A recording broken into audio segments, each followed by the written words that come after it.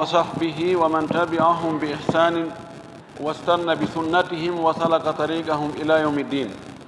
اللهم لا علم لنا إلا ما علمتنا إنك أنت العليم الحكيم. اللهم علمنا ما ينفعنا وانفعنا بما علمتنا وزدنا علما. اللهم اجعل علمنا حجة علينا. رب اشرح لي صدري ويسر لي أمري واحلل عقدة من لساني يفقه قولي. قال المؤلف رحمه الله: قراءة القرآن عند القبر. وفقدر دو ñaawore jangugol alqur'ana on e hoore gabru ma takko gabru ma jangangol alqur'ana wonɗo ka nder gabru no naati ɗo jangangol mayɗo alqur'ana woni o wonti ka gabru woni o wontali ka gabru mana mum jangugol alqur'an anni yo okki baraji ɗin mayɗo no dagi ka dagake mana mum baraji ɗin si tawi wurɗo jangi alqur'ana o anni ke o neldi faatiɗo on baraji ɗin ɗi hewtoyay ka ɗi hewtoyta.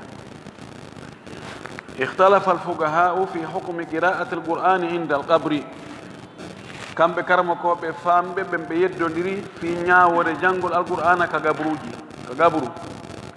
فذهب إلى استحبابها الشافعي ومحمد بن الحسن. yahi e yiɗegol ɗum ɗo jangangol faatiɗo alqur'ana imamu shafi'i e muhammad ibn hasan al-shaybani sahibu abi hanifa ɓeɗo wi no yiɗa li tahsula lil mayyiti en jangi o barakatul mujawara fiyo mayɗo on heɓu barki kawtal kawtirgol e alqur'ana on bakkodirgol e alqur'ana on ko jangete kon wo fiyo mayɗo on heɓu kin barki ɗon. wa wafaqahuma alqadi iyad alyahsabi almaliki walqarafi aidan min almalikiya. wa yara ahmadu imam ahmad no yii kañum annahu la ba'sa biha wo ella ala e jangugol alqur'ana jangana mayɗo. wa karihaha malikun wa abu hanifata li annaha lam tarid biha sunna. imam malik e abu hanifa ɓeɗo ɓe añi jangangol mayɗo qur'ana on woni ko ka takko gaburu wonna ka takko gaburu ɓay sunna on arali fi ɗum ɗo few ko ɗum ɗon woni ko selli kon nelaɗo janganali faatiɗo alqur'ana haynde wotere e ga kadi e sahaba ɓe wonde goɗɗo e maɓɓe waɗiɗo. si tawino ɗum no moƴƴuno law kana hayran la sabaguna ileyhi no ittintinne ɗon ɓiɗɗo jangugol hara na ka berɗe toon o janga ka o jangi wo o anni yo ɗi baraji ko heeɓi ɗo kon e nder ko jangi ɗo ko si baraji heeɓi ke ɗum ɗo o anniyani ke ɓen makko faati ɓen ma yumma makko ma pati makko ma soro makko lasliji ɓe wiɓe mum ɓen ɗo hewtoyay ko waɗi ko ɓiɗɗo gollata kon no wayi wastayi ko mawɓe makko ɓen woni e gollude ha joni ɓay kamɓe golli ha o heeɓi. amma luttuɗo ko jangata alqur'ana anni yo neldi baraji ɗin faatiɗo kono yiɗɗon yerdidal ngal ɗo ni kono ko ɓuri jiccinde kon ko wonde hewtoyta hana kadi mo haqiqunayi ko ɗum ɗo ɓe wi on cheikh albani rahmatullahi alayhi e wano cheikh uthaymin ibnu basi en waɓe no ɓe wayi kamɓe ko ɗum ɗo ɓe yaari e muɗum ko imam malik e abou hanifa wi ɗo ko ɗum ɗon ɓe sembini ɓe jiccini. masala goo nabshul qabri irtugol qabru nabasha ko ittugol qabru ndun ha hetta mayɗo on tawon tigi surrama hoosa qabru ndun yaltina mayɗo on ma hoosa ha o yi o ɗum wiyete nabsh. ɗum woodi woɓɓe wiyetoɓe nabbash woɓɓe e suusugol allah ngol na hande fuɗɗi waɗugol boneji ɗi na hande fuɗɗi woɓɓe ko on ɗum ɓe waɗayno ko accugol si goɗɗo surrama yaha irta fure on ƴetta kasange on andi nokkeli goo e majjiyankoɓe goo ɓe surriday fure e jawle ma taw kasange on ko coñci seera piriji ɓe yaha ɓe irta si tawi ko jawdi surrida e muɗum ɓe ƴetta jawdi ndin ɓe yaha lawol maɓɓe si tawi ko kasange on woni seera pirijo ɓe tartamo ɓe acciramo ni ɓe ƴetta kasange on ɓe yaha ɓe wuppoya moƴƴa ɓe nama ɓe yeewoya oɗo ɓeeɗo wiyete ko nabbache ɓe yeddodiri ñawore on ɗon si tawi on tigi waɗi ɗum o ƴettoyi kasange on ma o ƴettoyi jawdi ko irida e mayɗo on kon oɗo o ƴettay e ñawore gujjo tawa junngo makko kon taƴete ka o kontatake gujjo o kontete bonɗo o yaggine kono wattake hidde woɓɓe wi ɗumɗa woɓɓe wi ɗumɗa sabu yeɗodiral ngal ko est ce que gaɓru ko hirs yani koka yani o andi mo wujji ɓen aroyay ñawoje mum ɗe no yeeso mo wujji jawdi si tawi ndin jawdi ɗon ko kandi hani marere ɗon ndi mara on tigi molti wujji ndi ɗon ɗo si chartiji ɗin timmi junngo makko on taƴete kono si tawi ndin jawdi ɗon wona ka sifa maydi hana marere ndi mara wona fi hirsi mislihi on tigi junngo makko on taƴataki koy kono noon yetta ɓe yaha ɓe wota ɓe jettito ɗo de ɗumanno bimana joni si tawi goɗɗo ƴetti muuɗi wallini joni waɗi ɗa ƴetti mbuusu addi wallini ɗo goɗɗo moltike wujjiɗi ɗi maraki na e mankata majji ɗi ƴetta on tigi o yagginte kono junngo mon taƴatake joni noon qaɓru ko mankata wonande o kasange kana mankata ɓe wi kasange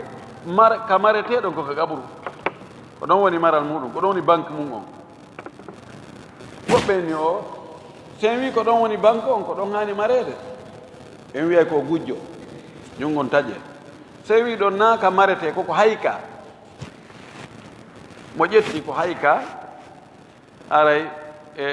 o wiyatake o wujju kono noon ɓay o wirti fure on ɗo haray o lettirte koko o wirti fure on ko na nden ñawore ɗon mo allif on addi ɗo o adduye ɗum yeeso ko fi tum tamhid no andire o wi ittafaga al ulama'u karama ko ɓen fottani ala anna al mawdi'a alladi yudfanu al muslimu fihi wonde nokkure ka julɗo on surreteɗon waqfun alayhi ko dokkal wonandemo ma baqiya shay'un minhu fannin goɗɗum no lutti e makko min lahmi wano tew aw admin ma ƴiya haray ɗon ko kanko jeyɗo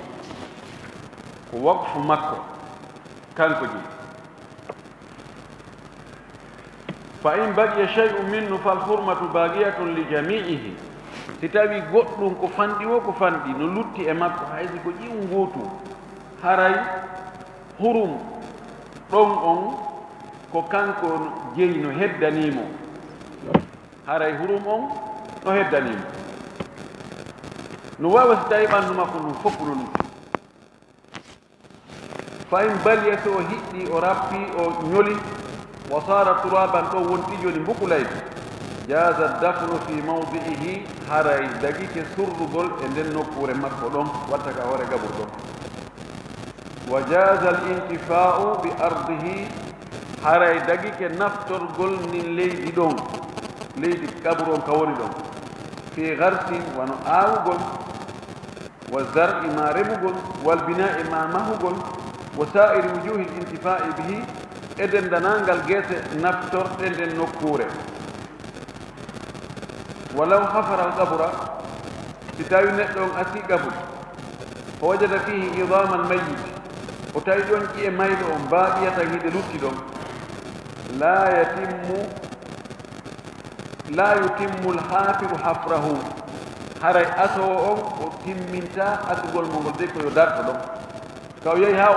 o suppiti e ƴeewo na yo mooɓude o waɗa feere o yodat yo wattu ɗon leydi ndi o yaha nokkugo ɗon koko jeeya ɓe wi almashhur la yushgal ko woni e gollinede gollintake kadi ɓay ɗon no gollude ɗon ko nokku on ɗon mayɗo surrare ɗon ko kanko jeeyi ɗon taw ولو فرغ من الحفر وظهر شيء من العظم جعل في جنب القبر سيتاينو او غايني اسغول فت تونجي مايدو يالتitoy يعني dabbitoy sengo don tunji maydo yaltiti yani do haray ko no watta on tumati jaala o wada den do jiye fi jambi qabri ka sengo qabru do wajaza dafnu ghayrihi ma'ahu hare dagite surrutugol goɗɗo go e on ɗon joni kikal ɓay ɗo o asfayde ha o gayni fet tunƴi e yaltiti sengo ma daɓɓitol sengo tunƴi e maɗo jakakko e sengo kaburu ɗo haray dagi kamɓe ɗo ɓe kafa ɗon ɓe surride o wiwa man dufina mo surrama noon min gayri an yusalla alayhi ko adi hara o juulaka tawa angal juulegol mo o juula ay o surra o juulaka ko honno watte ukhrija min alqabri ko yo yaltine ka gabu yo irke in kana lam yahul alayhi turabu aw lam yuhal alayhi turabu o wi si tawi hara leydi wattaka e hoore makko wa sulliya alayhi o juule tawi o wattama kabru fide ɗen fuɗɗama wattede ma peccal ngal waɗama tun innama ndaara o juulaka koy ko yo ƴawne o juule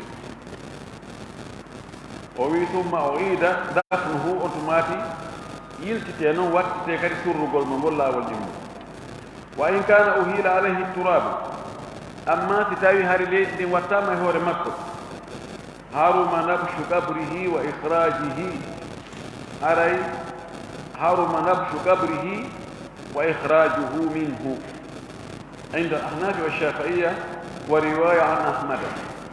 haray harmi dupputugol ma uddutugol qabru makko ɗum yaltinamo ton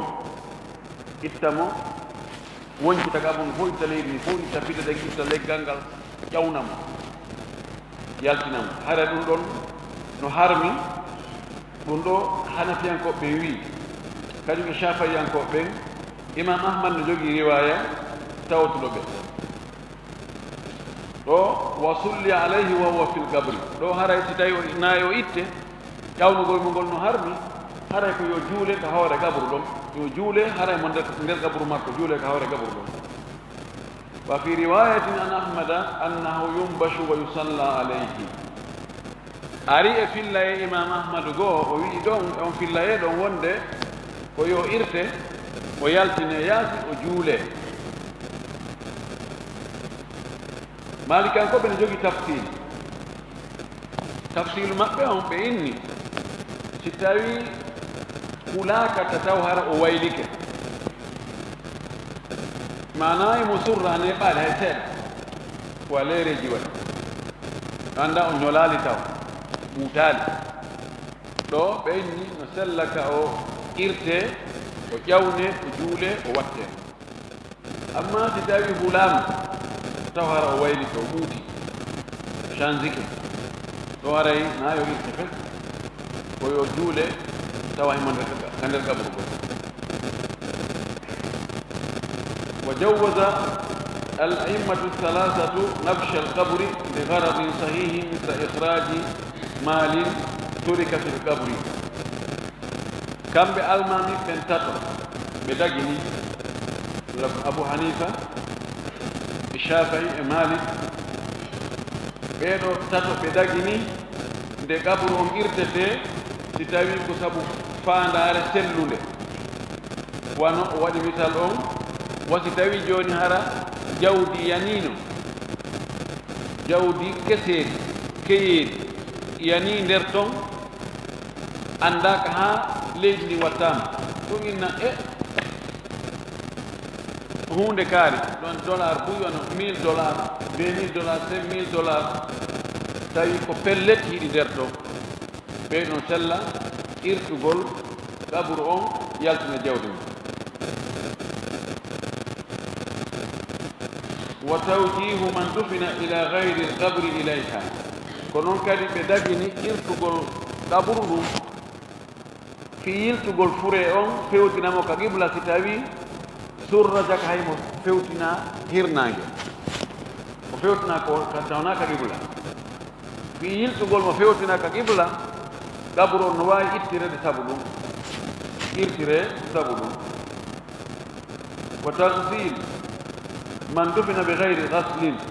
ko noon kadi mana ɗum ɗo fof ko ittugol kaburu ɗum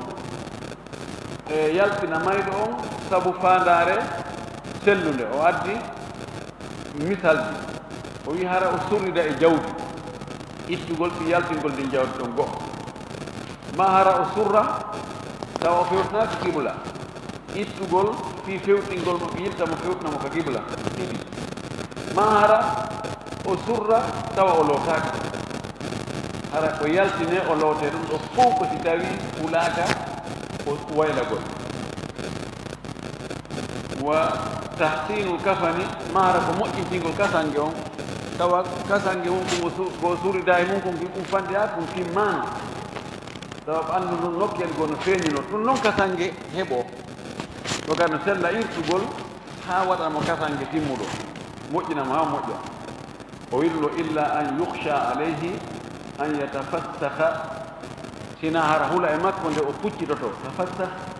ko muñcitagol ko puccitagol on tumati fawitra ko terte ɗum ɗo fof si tawi so tawi fewtinaka qibla ma ɗum kasange on timmano ma jawdi goo no yanino nder toon tawi en tawi so memminama ɗon tun muñcitoto puccitoto ɗum hara koyo terto ɗon wa khalafa al ahnaf fi nabshi min ajli hadi l umuri e jaka almami ɓe tata ɓe fanno to ko malik shafii ahmad wa khalafa al ahnafu hanafiyan koɓɓe kadi lundi fi nabshi fi irtugol qabru min ajli hadi l umuri sabu ɗiɗo piiji wiyaɗi ɗo tati aw nayi wa atabaruhu muslatan ɓe kamɓe ɓe konti ɗum ɗon ko bonnugol teral musla ko taƴugol teral wal muslatu manhiyun anha ɓeyni o noon taƴugol teral koko haɗa kono mana muɗum ɗo ko si tawi hara si tawi en waɗi ɗum ɗo tere ɗen iway e juuɗe meɗen mana muñcitoto ɓeya kadi ko ɗum ɓeyni hara dagaɗi kono si tawi hara hunde watta mo surra tun ittugol ɗon fi fewtingol no ka qibla ta ɗum wiyatake konti taƴugol teral ma ɗum yaltingol mo loota ma ɗum yaltingol mo waɗa mo kasange moƴƴo tawi hay hunde iwata e makko bonata taƴata futata e huccitatako ɗum haray wiyatake ko musla noon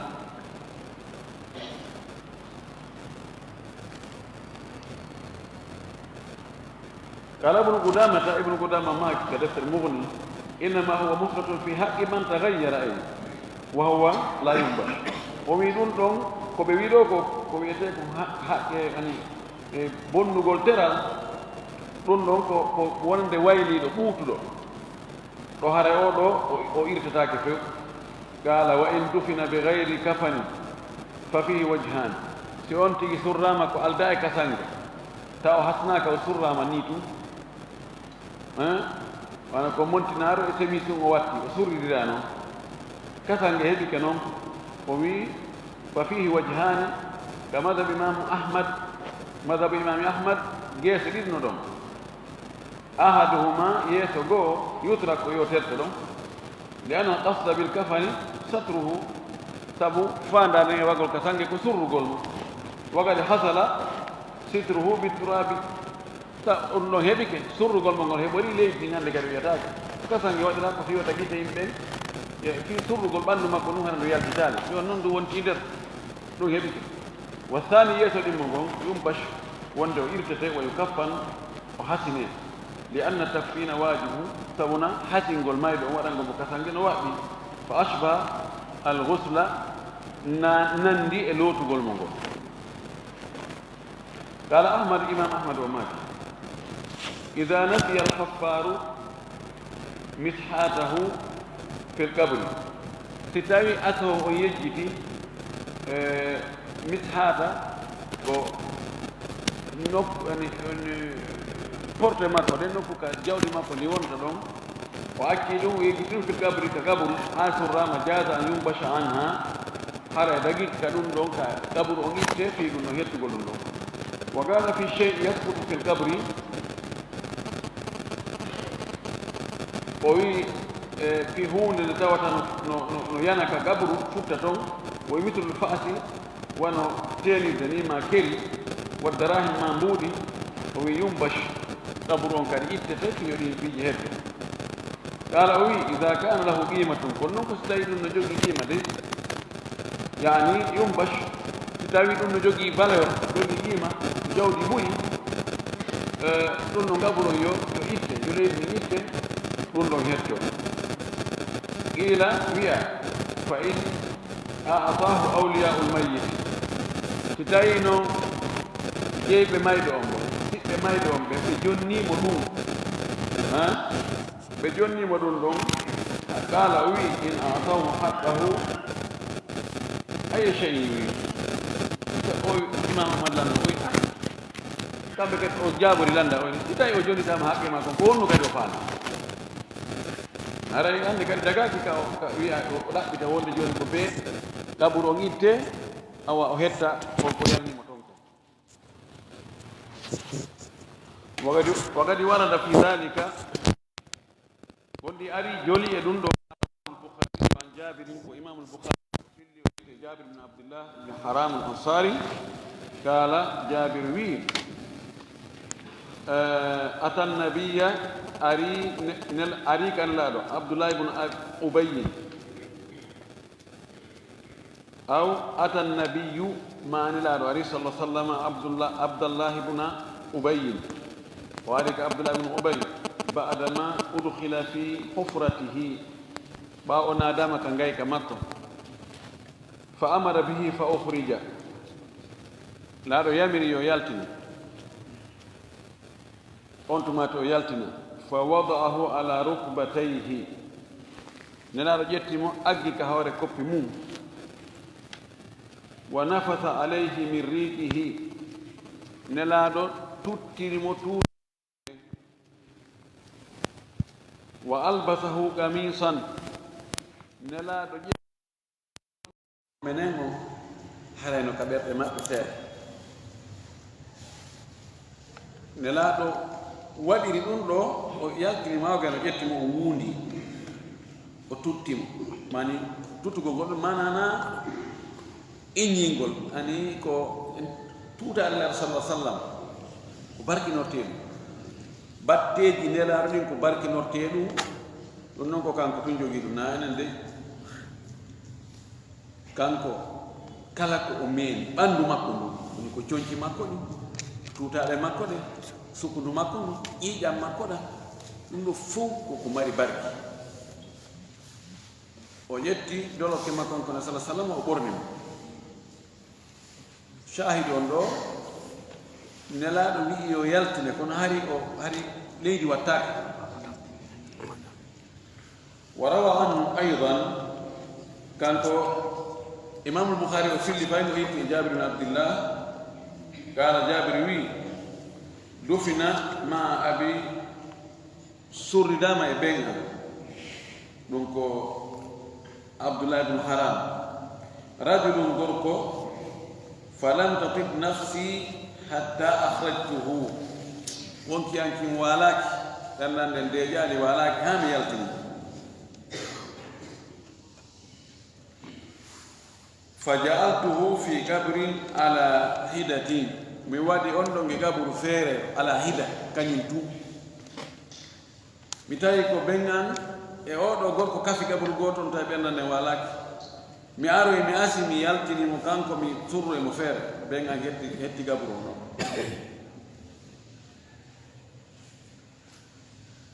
ɓe waɗi ɗo ramu leyga ɓe inni wo kana ihrajuhu lahu bada mudiyi 6 ashhurin ala wafatihi ɓe inni o yaltingol on o gorko yani jabiri ittugol o gorko ta ko ɓeɓum abdoullah ibnu haram suuroyamo feere hari woni lebbi jeego gila ɓe maayi ɗum ɗo ko ijtihadu min ko golle sahabajo si tawi nelaɗo andi ɗum o waɗi igrara hara wonti sunna وقد بوب البخاري لهذين الحديثين إمام البخاري دمبني ودي دمبغان سبو ديدو حديثاجي ديدي فقال أوين قال دمبغان باب من القبر واللحد لعلة دمبغان إنه مايدو نو يالتيني كقبر مودو كلحد مودو sabu ella woni ngal dammugal ɗon titre on o addi noon ɗi hadisaji ɗo ɗiɗi ley ɗon wa rawa abu dawuda filli kan abdullah ibn amri an qala abdullah ibn amr wi sami'tu rasulallahi sallallahu alayhi wa sallam yaqul nelaɗo sallallahu alayhi wa alihi wa sallam no maka حين خرجنا سانغا من يلتنو إلى الطائف من يهي طائف حبتقل إبني ثقيف فمررنا بقبر من روي تكو قبر فقال رسول الله صلى الله عليه وسلم نلاد الله أماك هذا قبر أبي رغال ووي نولو قبر أوغر كويت أبو رغال وكان بهذا الحرم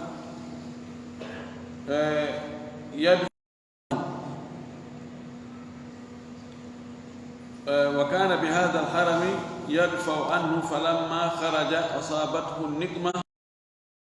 أصابت قومه بهذا المكان فدفن فيه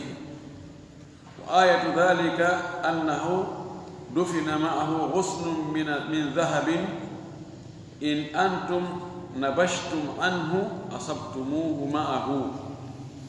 فابتدر الناس فاستخرجوا الغصن لكنه ضعيف malgré Cheikh Albani oɗo gissa o sella o wi woɓɓe allaɗo rewi e ɗo gabu abu rigal o wi kana bi hada al haram yadfau anhu o wonino e o haram ɗo hari mo defanda o haram ɗo yadfau anhu mo duña fi haram on wota goɗɗo memu wota goɗɗo huncu haram on o wi falamma kharaja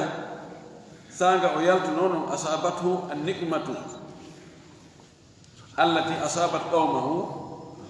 o wi lette ari heɓi mo lette niqma ko lette aksu ni'ma lette heɓi mo lette heɓnoɗe yimɓe makko ɓen kankadi o laawaki fi kala mo defanda eno e haram on kono lette ɗe ɓa yimɓe makko ɓen tawi o yalti lette ɗen hewtoymo e laawol o wi bi hada al makan ɗum hewtimo ɗo lette ɗen hewtimo ɗo o maayi ɗo o wi o surra ɗo o wi aya mum on dalil mum on ko mono o wolande ɗo ko ɓaawo o surrama o surridano e salndu kanŋe yani kanŋe tafa no waɗano salndu ni calum kanŋe nabashtum anhu si on asi on irtimo joni o wi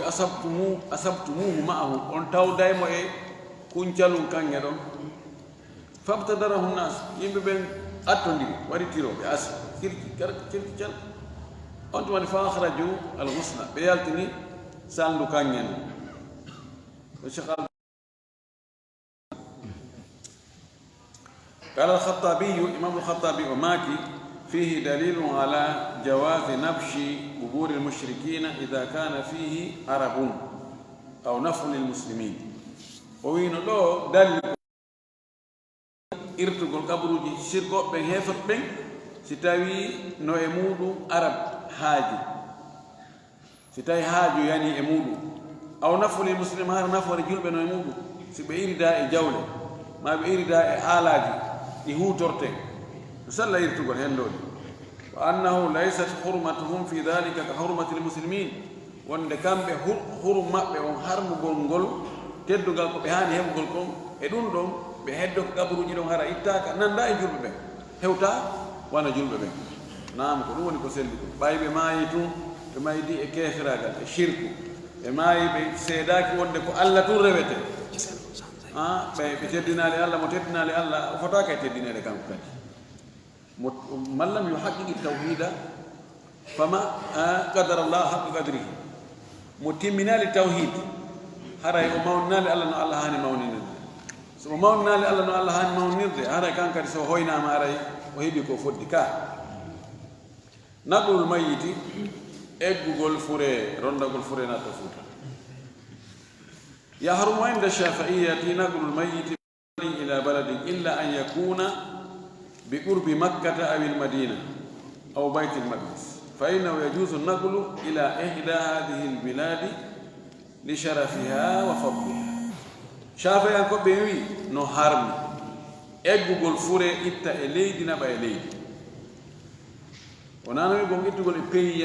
نبا إبيي وإتوغول إساري نبا إساري سنا هرا نايدو hara ko nokku ɓattinde makka ma ɓatti madina ma ɓatti baytul maqdis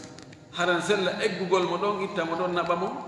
surrema de e ɗi nokkul ɗo sabu ko ɗi mari kon teddungal e ɓura ɓaylano maki la tushaddu rihali illa ila thalathati masajid masjidi hada wa masjidi alkaaba masjid baytullahi alharam wa masjidi al aqsa wano joni wano wonɗo jidda ha taif ha takko ɗon on fof ɓen ɗon si maayi no wawi ƴettede adde e makka ko noon kadi madina caye wonde takko ɗon ɗen on tigi maayi ɗon mo wawi addede ɗon ɗi hurumji ɗon amma en magol ɗon atta fuuta o wi falaw awsa bi naqlihi ila gayri hadihi al amakini alfadilati la tunaffadu wasiyatuhu لما في ذلك من تأخير دفنه وتعرضه للتغير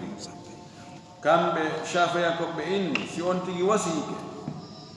نتقول هرنا إلي نقول دو قرد دو تتي ونا مكة نا مدينة نا بيت المقدس ويكو نتلم فوتا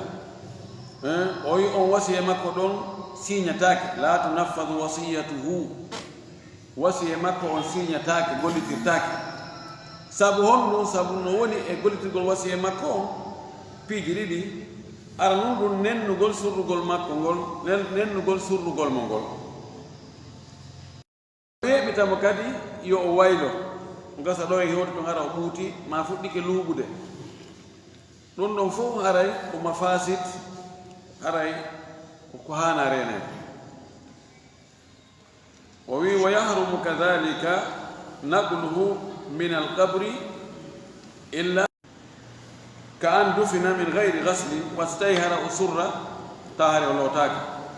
ويتيرون ولوتينون ونبيك النقبو أو إلى غير القبلة ما جمع نهار أنتي سرة وفيوتاك قبلة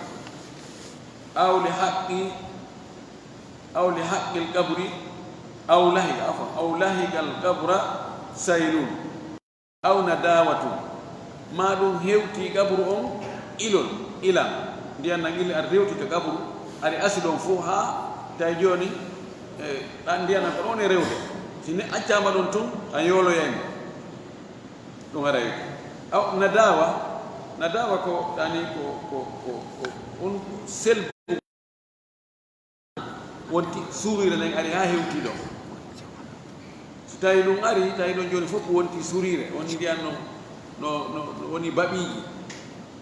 ɗon hara no wawi asede o itteɗo wona ɓe nokku ka yoodi qala fi lminhaj o wi ka minhaju salikin mara minhaju fani ɗo ko mo imamu nawawi on wa nabshuhu bada dafnihi lilnaqli wa gayri darura irtugol fure o ɓaawo o surrama fi eggingol mo naɓa mo nokkugo ma fi goɗɗum go harana fi ɗum ɗon wiigo joni yo fi waɗugol photo fi yo ɓeeɗa yo yi'umo fi ari ɓiɗɗo makko alaɗo ma ɗum ɗo o yiɗum ɗo haram no harmi illa li darurati sowona hara ko luru ɗo ira joni no fi no tefire ande ko hombo wari mo fi yaltingol mo waɗa enquête ji ɗin waɗa toxiji on ha ando ɗum ɗum haray no dagi ka andu fina bila ghaslin aw fi ardin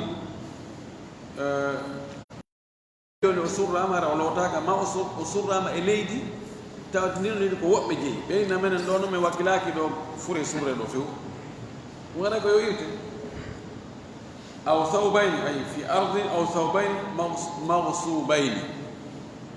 o surre e leydi jattandi jommu minna min wakkilaki few ma sangue jattaɗo jommu gareno o ka sangue mo waɗɗo nde o fure mon ɗo ɓe jattanmo mi okkal no mi wakkilaki aw waga amalu mahra jawdi yani e nder gaburu on toon fewno ko surrete aw dufina li gayri qibla ma hara o surra hara o fewtinaka qibla o ɗiɗo haray ko ɗi garade sahih ɗo ko sabu fandare moƴƴere no fawi gaburu on irte sabu ɗum ɗo wa inda almalikiya yajuzu naqluhu min makanin ila makanin akhar qabla dafni wa ba'dahu li maslahati ani doga ko shafayankoɓe on ne wolde fimbo malikankoɓen ari kamɓe kadi ɓe wi no dagi eggingol mayɗo on ittamo e nokkure naɓa e nokkure goo ada o surregol ma ɗum ɓaawa o surrama si tawi ko li maslaha ko fi nafoore wona hon ɗum ka an yukhafa alayhi an yagrigahu lbahru wasi tawi hulama joni wota maare ngon yoolugo joni surrama e nokkure kono ndiyan ɗan tawi hari ndiyan ɗan no yehi ko ɗan artoyoja andi wonde ka dande maayo dande baharu onde ara ɗan ɓoora ɗan yaa fe sara ɗo mo fof kono yoori ke kono ɗan arto hen woɓɓe goo ɓe annda ɓe ara ɓe surrama arin arte ɗo kono ko lewru hara ɗan arti ma lebbiɗe hara ɗan arti ma nungu ɗan arto si ɗan arti ɗan yoola ɗan itta e fes ɗum ɗan naɓa ɗon arana sella ittugol mo ɗon naɓa nokkugo itta e ndi leydi ɗon naɓa e leydi ka tawata o surrete ɗon ara ndiyan arata o wi aw yakulahu assubu'i sibai ma ɗum ta ka ñamfeje ñamumo ta kulle irtoje no toon so accama ɗon ɗe ara ɗe asa ɗe itta fes ɗe ƴatta siko ɗum no sella eggingo mo ɗon soit o surrama ma o surraki so inne he ɗo so ɗo o surra kulle no ɗo ɗe asa ɗe irta ɗe ñamamo naɓe nokkugo hay si tawi surrama si tawi andoyama ɓaawo ɗum haray sabu ɗiɗo fandundeji no sella ka ittineɗo gona ɓe nokkugo aw li ziyarati ahlihi lahu ma hara ko on ittiteɗo gona ɓe nokkugo ko tawde hara yimɓe makko ɓen waway arde tawa mo ɗon ɓe arde ko tawa ka gabru makko ɗon ɓe juuromo kono si tawi ko kaw maari ɗo mo surra yimɓe makko ɓen hay goto wawata arde tan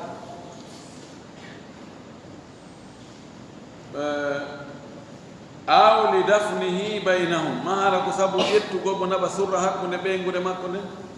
kunde ɓen makko e yum makko e pati makko e soro makko e ɓiɓɓe makko ɓen e yaye makko e kaw makko e bappa makko e ko way tawam aw raja barakatihi ma hara ko tanƴinagol barki makko ki ko docteur ujo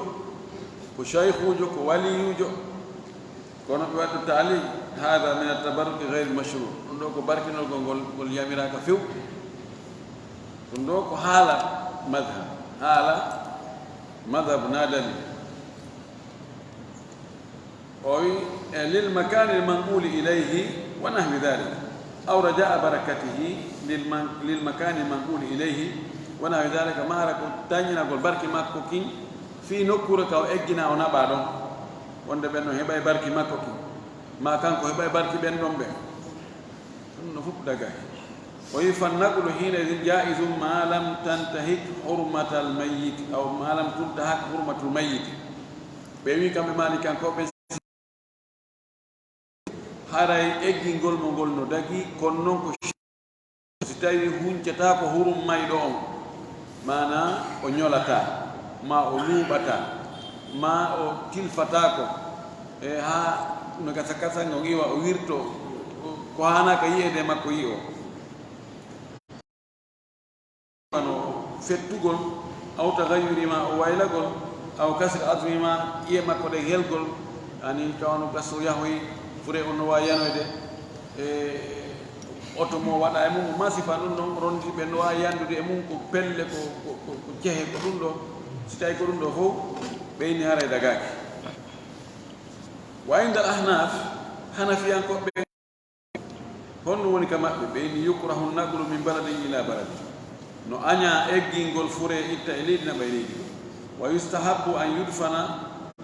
fi makbaratil baladi o wi no yiɗa yo fok surre ka berɗe saare nde makbaratul balad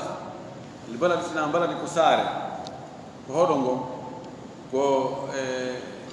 ville on yo berɗe nokkure nden ɗon fof yo surroye toon allati mata biha e ɗen berɗe ɗe o maayi e leydi muɗum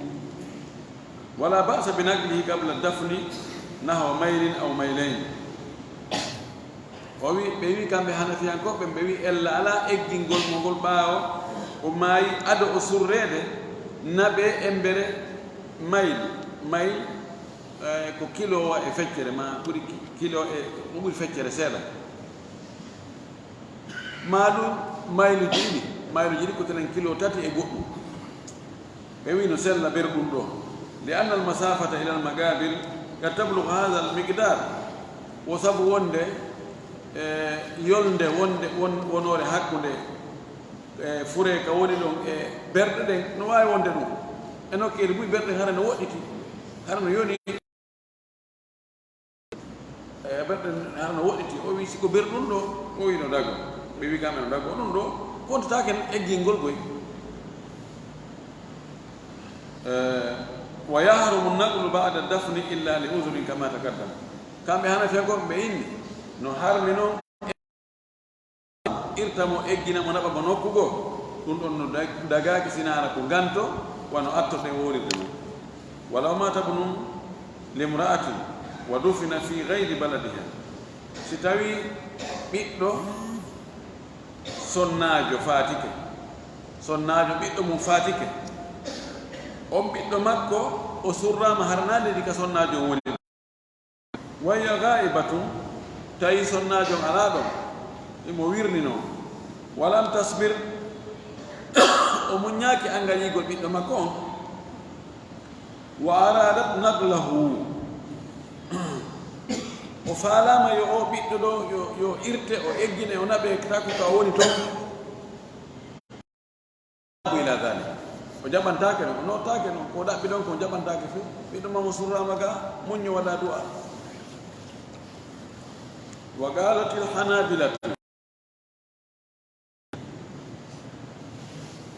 yustahabu dafnu shahidi haysu qutila no yiɗa surrugol yandu shahidi on kaw wara ɗon qala ahmad imam ahmad o maki amma alqatla amma wara ɓen waranoɓe ɓen fe ondo uhud fa ala hadithi jabirin ko e anna nabiya wondillaɗo sallllahu alayhi wa sallam qala o maki idfanu lqatla fi masari'ihim surre waraɓe ɓen kaɓe yani ɗon kaɓe wara ɗon masra nokku kawon tigi maayi ɗon ɓe waraɓe ka jihadi kaɓe wara ɗon surreɓe ɗon tan maki surreɓe ɗon taw eggima andi ɓe fokkintinno woɓɓe hari eji mum ndin uhud ɓe artina madina nde noon on tumade uhud no yoni ɓa no ɓatti kilo 5 fof ko jokkodiri joni bal sa ne yehi taroy ka uhud yaani ɓawa to o wi o surreɓe waraɓe surreɓe kaɓe wara cheikh albani maki o hadis ɗo no sirri وروى ابن ماجه نفيلي أن رسول الله صلى الله عليه وسلم نولاد الله أمر بقتل أحد ويمري ورنو بأحد بين يردوا إلى مصاره يبه نت كبه ورادون بسرادون هاري وبرون دي كفوكتي يا ياموتوي ويو أكل ودو حديث كده شيخ الباني ماكي نسير غيرهم أما كونا بيدو إمام أحمد فايكو حال مكاني فلا ينقل الميت من بلد إلى بلد آخر إلا لغرض صحيح. ونقول مذهب الحنابلة إمام أحمد وماكي أما بونا بيدو كدي يم بشهيد به مايدو إجتاكي الليدي كأو مايدو نبي الليدي جو سنهار كفاندار سلون. وهذا مذهب الأوزاعي وابن المنذر، وهذا مذهب الأوزاعي وابن المنذر. ونقول لا وكدي إمام الأوزاعي فقيه الشام ودو ونكرم كجو الشام في ودمك هاري الله يوكيدو. ابن المنذر كان كاري كوني أوياد ودوم وي قال عبد الله بن أبي مليكة ودو كرم كجو توفي عبد الرحمن بن أبي بكر ودو ويتر عبد الرحمن بن أبو بكر الصديق رضي الله تعالى عنه نينا غوتو بابا غوتو عائشة رضي الله عنها بالجيش ككونو تاي بيهي جهاد وما يويتو فهمل إلى مكة فدفن ورندا وأدى مكة أسورا. فلما قدمت عائشة سانغان نينا من عائشة أرنون وهيوتي مكة أتت قبره وأريهاك قبر مكة ودري. ثم قالت أماك والله بولد الله لو حضرتك حرمي توانما فيونك مايدا ما دفنت إلا حيث مت والله أسرة نكسنا كماينا ماينا لادم أرمت نوك فيو ولو شهدتك ما زرتك ستاينو متوانو حمايدا mi hatana mi juro ma bay ko e bawa mayda rusimari mi juri ma li anna dhalika akhaffu li mu'natihi o wino no jon ko ta'lil wa sabrun do li anna dhalika sabrun suru golonti ka maydo akhaffu li mu'natihi ko dun do buri foygitade fi fereji makko ni mu'na fi tampere makko nen lorra makko kam no ngara fereji ala wadugol kesuje lugol otoje e giri ko anduɗen ko sonja tampere wa aslamu lahu min at-taghayyuri essansa ngol luuɓa no andirɗen no. wa amma in kana fihi gharadun sahihun jaza amma so tawi eggugol mo ngol ƴettamo nokkugo naɓa nokkugo ko fi fandare sellude nde sharia on jaɓi no dagi wano an jantoɗen no ko feƴƴi goo. wasi tawi joni ka o maayi ɗon ko leydi heefere tawa masalan ala ka surre irka ɗum ɗo harani salla ka o egginere o naɓe kono e leydi julɓe hakkude siɗɗe makko kadi hono konakel ɗo ɗon dagol ɗo fureji natta fuuta ko tampingol hoore mum tampina yimɓe nenna surrugol ngol no wawi ɗum waɗa ha fure on waylo tentini waktu ko tawata fewno no wuli ha feƴƴiti mata ko fewno ndiyam fureji go wallahi wona ɗe nattere nde no surroye toon tawa e luuɓino fuu tawa ka rawandita e mum ɗum ɗo no lundi ko haani kon few. qala ahmad imam ahmad o maaki ma a'lamu binaqli rajuli yamutu fi baladin ila baladin akhar ba'san o wi o yaali eggingol gorko o maaya e leydi o naɓe e leydi goo o yaali ella e muɗum. wa su'ila zuhri an dhalik imam muhammad ibnu shihab az-zuhri o landama ɗum ɗo kan kadi fa qala o wi kadi humila sa'd ibn abi waqqas wa sa'id ibnu zayd min al-aqiqi ila al-madina o wi ɓeeɗo rondama sa'd ibn abi waqqas e sa'id ibnu zayd ɓeeɗo ɗono ko mubashshana bil janna ɓe ittama min al aqiq e quartier wiyeteɗo aqiq ila al madina faade madina aqiq hakkunde aqiq e madina on tumati taban joni madina yawti aqiq so aqiq waddo aqiq a feƴƴay ɗo no lumbirɗa ko aqiq ko joolol wonnoɗo kono yortiri joni ndiyan alani no lumdirɗa ɗon a naati dambugal jami islamia kono ɗon ko goɗɗum on tumati hari sarne hewtali toon kono andi no fota wano wiyen wano ɗo e kanti aɗa feƴƴi siti a hewtoyali causa ko non fotata ɗum naawigol ko eggigol ka woɗɗi mani ko balliye madina ko ka balliyeji ɓe itta noon ka balliye ɗo ɓe adda baqiya kadi ɗum ɗo wona hujja enen e wiyama gaɗɗe baqiya la sala sallam maki mo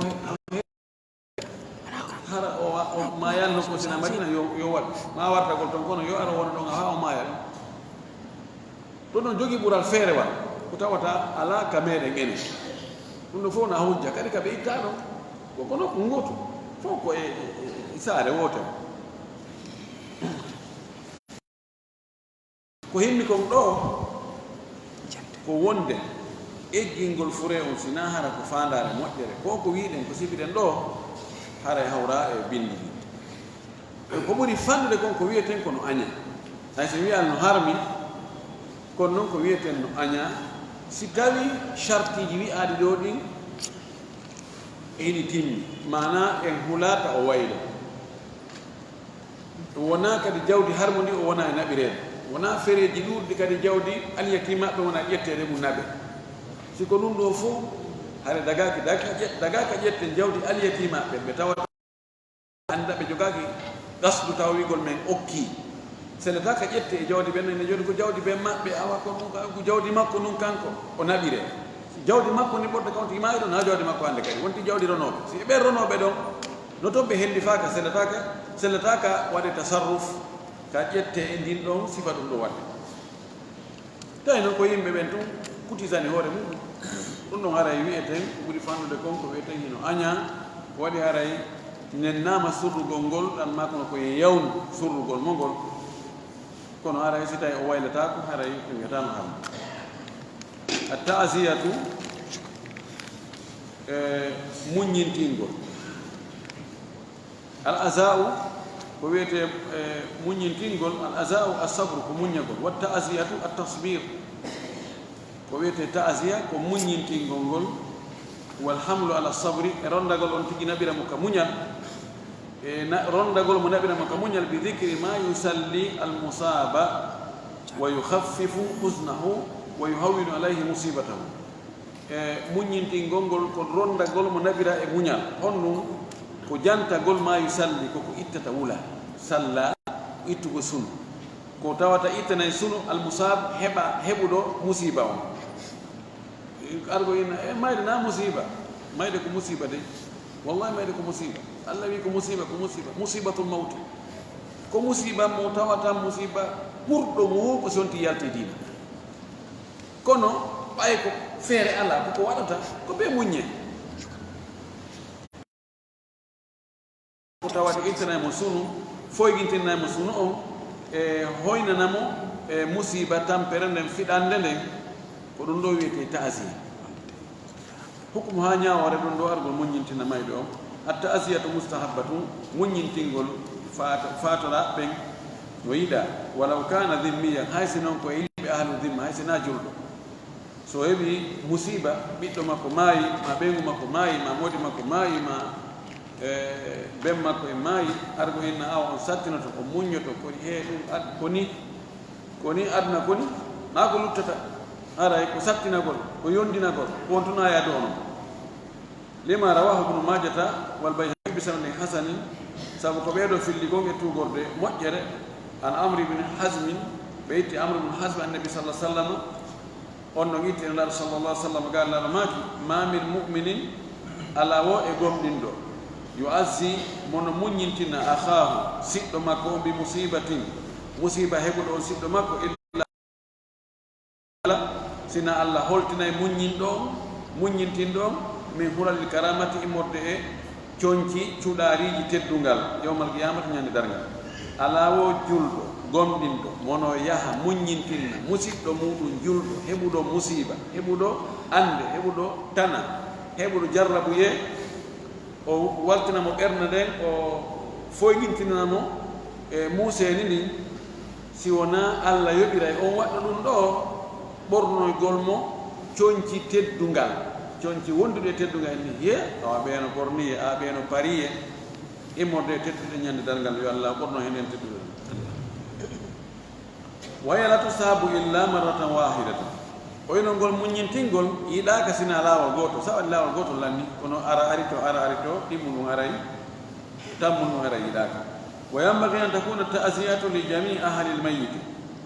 wa agaribihi alkibar walsigar walrijali wannisa no haani ngol muñintingol wona hara ko dendanagal siɓɓe mayɗo on ɓattondiraɗo makko ɓe fof janduɓe fanduɓe worɓe rewɓe sawa'an akana dhalika سواء كان ذلك قبل الدفن أو بعده فوتي نقول مونينتين نقول أربل هيروبة مونينتين نبي فوتي فأدو سورة نقول ما كباو سورة نقول إلى 3 أيام هاتم بعد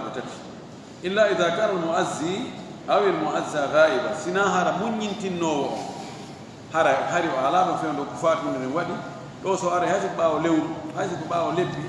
ما يبدو مونينتين ما دو ونا دو مونينتين نيدهم هاري على ɓiɗɗo makko maawi ɓaawo makko ma ɓengu makko maawi ɓaawo makko ma modi makko maawi ɓaawo makko o aroy noon ɗo haray hay si feƴƴi ɗen ɗon balɗe tati haray argol muñintinnamo haray laawaki ɓuri fala basa bi ta'siyati ba'da salas haray ella ala e muñintinnoygol ngol e argol hiwrowo muñintinnamo ɓaawo balɗe tati karama ko ɓe waɗi taaligi ɗo ɓe wi karama ko ɓen no ittintinni ka muñintinnugol ɗo si ko jiwo turbaajo argol takko ɗo ina a muñoto ɗo a waray si fello wi ko fello wirnata si tawi fitna toon ko yon tigi potto fitna o ta ɗaɓɓutu sunna wiya waɗa e sunna ha yanoya e ko harma alfadu ha konngoni wa ta'ziyat tuadda bi ayi lafdin yukhaffifu almusibata wa yuhammilu alsabra wassalawan o wi muñintingol ngol ɗum no wawi waɗirede kala konnguɗi itawa ɗin ɗon konnguɗi kala konngol ngo tawata ngol foyjintinnayi musiba on e hoore heɓuɗo musiba on naɓay mo wallay mo naɓa mo ha o wawa muññade wassalawan ko yani ko heɓugol ittagol huula yani ko yejjitugol musiba yanɗo e mum o fa in ittasala ala lafdi lwaridi kana afdal si tawi noon on tigi hatti o raɓɓininnike e konngol argol ngol haɗa ko ɗum ɓuri moƴƴude hongol ngol konngol o wi rawa al-Bukhari radiyallahu anhuma imam Bukhari o fillitike Usama ibnu Zayd kamɓe ɗon ko ɓe sahabaɓe Usama ko sahabajo Zayd ibnu Harisa ko sahabajo yo Allah weltanɓe kamɓe ɗon wetton sahabaɓe fo gaala o wi kanko Usama arsalat ibnatu nabi sallallahu alaihi wasallam ilayhi ɓiɗɗo nelaaɗo debbo neli ha e makko kanko nelaaɗo o wiimo o neli o wii yahu yetɗa ɓen an inna bnan li ɓubida fa'tina o wi yahu yetɗa ɓen an nelaaɗo ɓe ɓiɗɗo amen maayi tamama ɓubida tamama maayi yo ar men hironira fa arsala yuqri'u salama nelaaɗo nelti no hiwromo yuqri'u salam ko yigol meɗen salmeɓe lando fitanala wa yaqul himo mo wi'a o wi yahu yeeto yo ɗaamo awa mi salminiɓe awa mi wiɓe inna lillahi ma akhadha wa lahu ma a'ta wa kullu shay'in indahu bi ajalin musamma faltasbir waltahtasib yahu inna ɓiɗɗo an on mo ɓiɗɗo mum maayi on tawandirawo an maayi mi ala yaade joni yahu innama mi inni inna lillahi ma akhadha ko Allah jeyi ko o ƴetti kon walahu ma a'ta ko kanko jeyi kadi ko o okki kon ko o jaɓiti kon ko kanko jeyi ko o okki kon ko kanko jeyi wa kullu shay'in indahu bi ajalin musamma piiji ɗin fof ka makko no eɓɓa e lajal happangal ko haa ɗon fal tasbir yo muññito wal tahtasib yo hasbitor moƴƴere nden ka Allah sabu ko muññitagol ihtisab ko tañƴinagol joddi ko muññi ɗon ko ɗum ɗo na doggugol akkita ko wonno he tanira on no faati a waray e on fof ko yo ngacci ko no wirde ko hawara e mahi si on tigi o yolno ɗo o ari o winni inna lillahi ma akhadha wa lahu ma a'ta wa kullu shay'in indahu بأجل مسمى فاصبر واحتسب فاصبر لمن يحتسب الأجر نيونا سنالون يقول كلا كونغول قول أواي مونيوتو ونيارلتو ونيافتو ونساتينتو وانا وروى الطبراني إمام الطبراني وفيلي والحاكم حاكم النيسابوري وابن مردويه بسند فيه رجل ضعيف عن معاذ بن جبل رضي الله عنه أنه مات ابن له ومعاذ بيتما كماين فكتب إليه رسول الله صلى الله عليه وسلم يعزيه بابنه نلا وين دانيمو نمون ينتنمو في بيتما كدو وين ديتون فكتب إليه وين دانيمو دندو بسم الله الرحمن الرحيم من محمد رسول الله إمر محمد نلا الله إلى معاذ بن جبل هاء معاذ بن جبل سلام عليك كسي ونعمة فإني أحمد إليك الله من مدو يت الله إما مدو يتر الله الذي أن لا إله إلا هو أو متوتا ريبتيد على سناكن أما بعد دو فأعظم الله لك الأجر يؤلموننا نجدي وألهمك الصبر يؤلاه لونجن منيل ورزقنا وإياك الشكر يؤل أرسك من يؤل أرسك أنك ليتقول الله فإن أنفسنا تبتي وند وونكي جمنتي وأموالنا إجاول مندي وأهلنا إبينغور جمنتي من مواهب الله كو الله الهنيئة من مواهب الله الهنيئة كو إدوك الله وندو دي نوين هني تهنئة وند فيليسيتاسيون وندو دي تهنئة وأواريه كو لوب مكو دين وأواريه كو لوب مكو دين المستودعات حل فنادي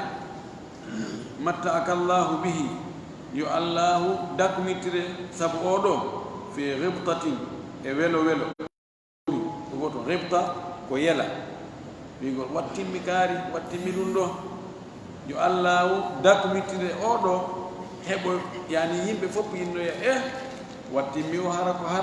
حرم يبقى نجود سيفا كو هبي كو داري كو هبي ندو كو بيتو مكو ما يمنيكو وسر ويلتارا وقبضه منك بأجر كثير وتمر إمر ديما رنجد دودن الصلاة والرحمة والهدى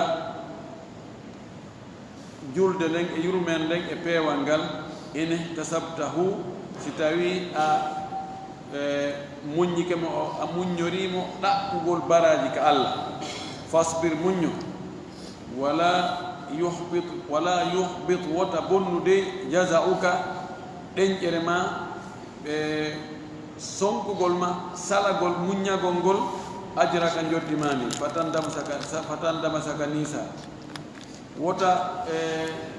wippita gol mangol holla mettede ka dum do bonne joddi mani on tumati aniso e wa alam anna al jazaa la yaruddu mayitan andu goy wippita gol gerto wulla piito seka conki jolda jawra dum artitama e wala yadfa huznan dum pottinta kadi sunu وما هو نازل